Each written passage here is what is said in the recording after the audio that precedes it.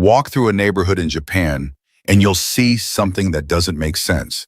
At least not if you believe what aging is supposed to look like. An 85-year-old climbing stairs without holding on to anything. A 93-year-old walking to the market with perfect posture. A centenarian who's never touched a walker. Now contrast that with the US, where almost half of adults over 75 rely on mobility aids just to move around their own homes. Here's what no one is telling you. The difference isn't genetics, it's habits. And many of the small, powerful habits that keep Japanese elders mobile, confident, and independent have quietly vanished from American life. This isn't another exercise tips for seniors video. You've seen those. This is about rediscovering the 5 daily movements hidden in plain sight that keep joints, young muscles strong, and balance sharp without ever stepping into a gym. These aren't stretches. They aren't workouts. They're lifestyle rituals deeply woven into Japanese culture and backed by science in ways most Western doctors overlook. In the next few minutes, you'll learn what these habits are, and more importantly, why they work in a way that feels effortless, natural, and even enjoyable. Before we get started, drop your name and where you're watching from in the comments. We'd love to hear from you. Habit number 1, the 15-minute morning ritual. A neurological reset, not a warm-up. Most people think morning stiffness is just part of getting older. You wake up, your joints feel tight, your back resists movement, your energy's not quite there, so you pour some coffee, sit down, and wait to feel better. But here's the truth. That stiffness doesn't fade. It compounds. Every morning you skip meaningful movement, your nervous system stays sluggish. Your joint fluid remains thick. Your muscles forget their job. Over time, you move less, with less confidence, until you can't get down to the floor anymore. Or worse, you're afraid to try. Now, here's what Japanese elders have done differently since 1928. It's not exercise. It's not yoga. It's something far smarter, a full-body neurological reset. It's called radio taiso, and it's practiced by millions every morning.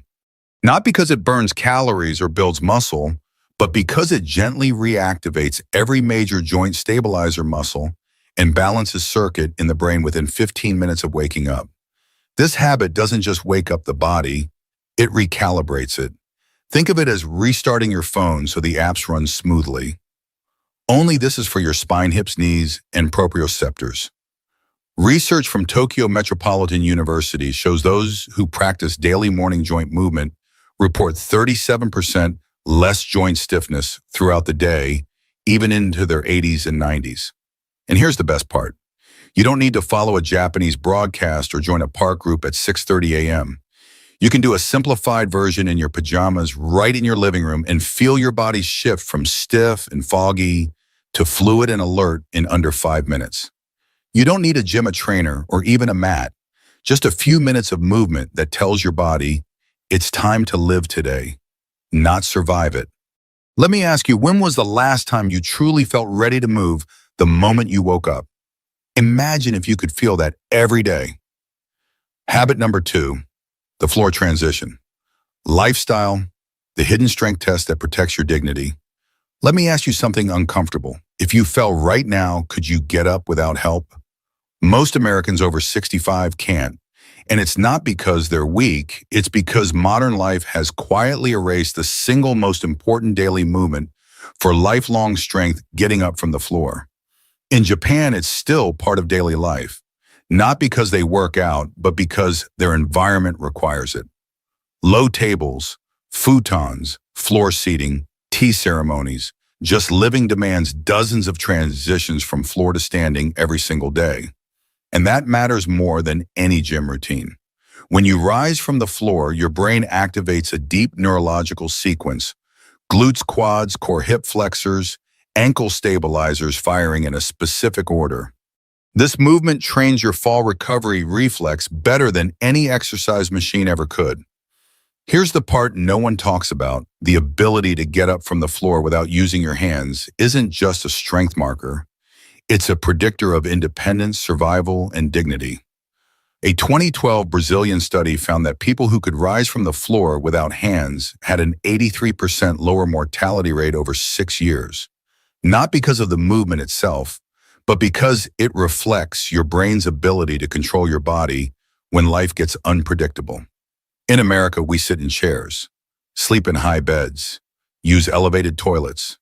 We've engineered every challenge out of our movement, and we've lost exactly the strength we need to stay free. This isn't about furniture, it's about reminding your body what resilience feels like. Coming up next, we'll talk about how the Japanese walk differently and how each step silently preserves their joints. But first, when was the last time you got up from the floor just to prove you still could? Habit number 3, the Japanese walking secret. Why every step you take could be aging you faster. We've been told for decades, just walk more. But what if how you walk matters far more than how far you walk? In the US, most people walk with long strides, heavy heel strikes, and forward-leaning posture. It feels efficient, but it's quietly destroying your joints. Every step with a heel-first slam sends shock waves up your ankles, knees, hips, and lower back. Researchers at Stanford found that typical heel striking generates 2 to 3 times your body weight in impact with every step. Now multiply that by 8,000 steps a day. In Japan, elders walk differently. It's not just more often, it's more intelligent. Their steps are shorter, softer. Their feet land with the midfoot, not the heel. Their posture stays tall, their core gently engaged. This isn't a style. It's a system refined by centuries of walking in wooden sandals that made heel striking impossible. Biomechanical studies show that Japanese-style walking reduces joint impact by 32% and activates 47% more stabilizer muscles. That's not just joint protection. That's full body balance insurance built into every step. And here's what's truly shocking. Many Americans develop poor walking mechanics, not from injury, but from their shoes. Thick soles, rigid arches, elevated heels. We've turned our feet into passive passengers, unable to sense or respond to the ground. Japanese walking retrains your entire kinetic chain from the foot's muscles to the brain's balance centers. It's not about speed, it's about smart movement designed to preserve the joints that keep you independent. So the next time you walk, ask yourself, are you pounding the ground or moving with purpose? Up next, we'll explore the secret mobility weapon, hiding in every Japanese home: hip freedom. And if this section made you rethink how you walk, let me know in the comments. Your knees will thank you. Habit number 4, hip mobility by design. Why Japanese homes preserve the one joint that keeps you independent. You can lose 40% of your hip mobility and never notice until it's too late. That's the cruel part. The hip joint is a ball and socket meant to move in multiple directions. But the Western lifestyle locks it at 90 degrees almost all day long. Sit at breakfast, 90 degrees. Drive, 90 degrees. Watch TV, 90 degrees. Repeat that for 30 years, and suddenly you can't squat, can't tie your shoes, can't balance. Doctors call it adaptive shortening, when your body reshapes itself around limited movement. But in Japan, that loss never happens. Why? Because their culture bakes hip mobility into daily life, not as exercise, but as environment. Floor sitting opens the hips in external rotation. The size of position, kneeling on heels, promotes deep knee and ankle flexion. Even sleeping on futons requires deep squat transitions twice a day. These aren't workouts. They're joint-saving rituals disguised as routine life. And here's the kicker. Full hip mobility doesn't just protect your hips. It safeguards your knees, spine, and balance. When hips are locked, your lower back overcompensates. Your knees take extra strain. Your center of mass gets harder to shift, making falls more likely and recovery slower. A study from the Japanese Orthopedic Association found that elders who retained full hip mobility had an 89% lower chance of needing a walker after age 80. Not because they stretched, but because their homes demanded movement. In the West, we build comfort. In Japan, they build resilience. So ask yourself this: has your furniture made life easier or quietly taken your freedom? Coming up, the final habit, It's not a movement, it's a hidden balance training system built into every Japanese street and home. Habit number 5, environmental balance challenge. Why Japanese homes train your brain, not just your body. In America, balance training is something you do at physical therapy after you've already fallen. In Japan, balance is trained before you ever know you need it. And the secret isn't in special exercises, it's in how they live. Step into a traditional Japanese home and you're greeted with a genkin, a raised entryway that forces you to step up and down while removing shoes. It sounds simple, but neurologically it's genius. Every time you step up, balance on one foot, twist, and reach for a slipper, you're running a full-body proprioceptive drill without realizing it. Japanese elders do this multiple times a day, every day of their lives. It's not exercise. It's exposure therapy for your balance system. Modern Western life, by contrast, is engineered for predictability. Flat sidewalks, even flooring, bright lighting, handrails everywhere. It feels safer, but it's robbing your body of the very challenges it needs to stay sharp. Here's what you probably didn't know: balance isn't a fixed ability.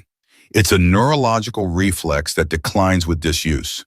When your brain stops encountering variable surfaces, unstable footing, or shifting angles, it loses the ability to respond. That's why 70% of Americans over 75 report balance problems, while most Japanese elders continue to walk temple grounds with uneven stones, no handrails, and full confidence. A Kyoto University study showed that elders who regularly navigated varied terrain had a 43% better balance recovery reflex when stumbling. Not because they trained harder, but because their environments train their brains. So the question becomes, are you training for stability or avoiding it altogether? The beauty is you can rebuild this, not with gym gear, but with simple challenges at home. Stand on one leg while brushing your teeth. Walk across grass, gravel, or sand. Close your eyes for 10 seconds while washing dishes. Balance isn't lost with age, it's lost with comfort. And now that you know the truth, you can reclaim it. Up next, practical advice from a specialist perspective. How to choose the right starting point for your body and your lifestyle. Practical advice for getting started from a specialist perspective. If these habits feel inspiring but overwhelming, start small and start with what your body needs most. If you wake up stiff or sluggish, begin with the morning movement ritual. If getting off the floor feels impossible, focus on floor transition, strength. If walking hurts your knees, shift attention to your gait mechanics. If your back or knees ache, chances are your hips are locked. Start there. And if you've noticed wobbly balance, even just while turning quickly, the environmental challenge habit is your key. You don't need all 5 to make progress. Just pick one, stay consistent for 14 days and observe. Mobility isn't about doing more, it's about doing what matters. And you deserve to move with freedom. Not fear. You're not done moving. You're just getting started. Growing older doesn't mean growing weaker. It means getting wiser about what your body truly needs to stay free, strong, and independent. The Japanese don't age better because of perfect genes or miracle diets. They age better because they never stopped moving with intention. They never stopped rising from the floor. They never stopped walking with awareness. They never stopped challenging their balance. And most importantly, they never accepted that stiffness, decline, and dependency were just part of aging. Now you know what they know, and you can reclaim what many have forgotten. You don't need to overhaul your life. You just need to change the way you live, the small moments, the transitions, the steps, the morning minutes. Pick one habit.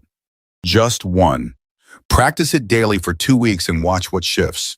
Not just in your body, but in your belief about aging, because your body is still listening, and movement is still the language it understands best. If this message spoke to you, share it with someone you love, someone who still deserves to walk through life with strength, balance, and dignity. If this message resonated with you, I'd truly love to know, what's your name? How young are you and where are you watching from? And if you'd like to keep learning powerful ways to stay mobile, strong, and independent, as you age, consider subscribing. There's so much more I can't wait to share with you. Your journey isn't over. In fact, it might just be beginning.